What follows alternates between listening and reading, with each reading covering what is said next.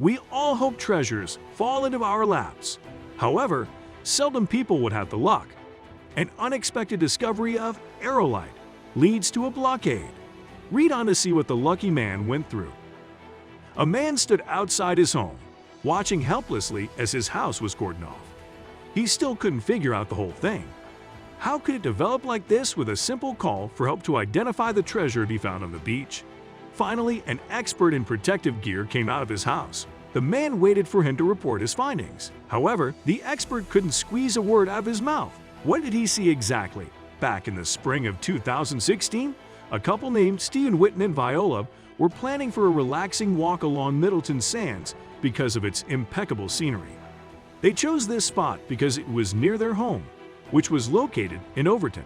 The purpose of walking by the sea is to escape from the hectic lives and enjoy the tranquility that sea brings. Since Middleton Sands is a rather popular place among hikers and dog owners, they chose a less popular stretch of beach. They weren't aware of what strange thing may ensue due to that choice. When they were admiring the view, some weird, acrid smell in the air drew Stephen's attention. He took a deep breath and asked whether Viola smelt that strange odor. Sure she did. At that moment, little did the two know that they were about to stumble across something that would change their lives. Now that the foul smell had spoiled their mood for strolling, they decided to find its source. With a few steps forward, they saw an odd rock about the size of a football lying on the beach. After years of being pummeled by the waves, it had been worn smooth. They wondered what the thing was.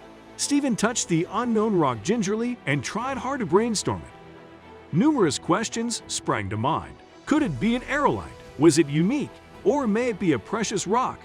However, he couldn't get a single answer. With his curiosity piqued, he picked it up, then wrapped it in Viola's scarf. Now he only wanted to get online to see whether his suspicions were true. Stephen used his fisherman's scales to weigh the strange lump the moment they arrived home. The result became more exciting because it weighed 3.5 pounds. He then took to a community group on Facebook and posted a picture of it online. Soon, his post was flooded with comments. Some argued that it was a piece of volcanic rock which had originated in a volcano deep under the ocean, while others said it seemed to be an aerolite. Then an amateur meteorologist came up with a suggestion that Stephen should try the magnet test to know for sure. However, they were all so wrong. It feels like a rock-hard rubber ball. Its texture is like wax, like candle. When you touch it, you get wax sticking to your fingers, Stephen explained in an interview. Being out of any clue, Stephen had held the object against a magnet, and he knew this time would lead to a panic. Soon the result of the magnet test came out, confirming that it contained no iron. Therefore, it couldn't be an aerolite. However, the answer to the foul smell remained unknown. Having dropped the idea that he may strike it rich due to this finding, he was unsure of its safety, so he made a short call.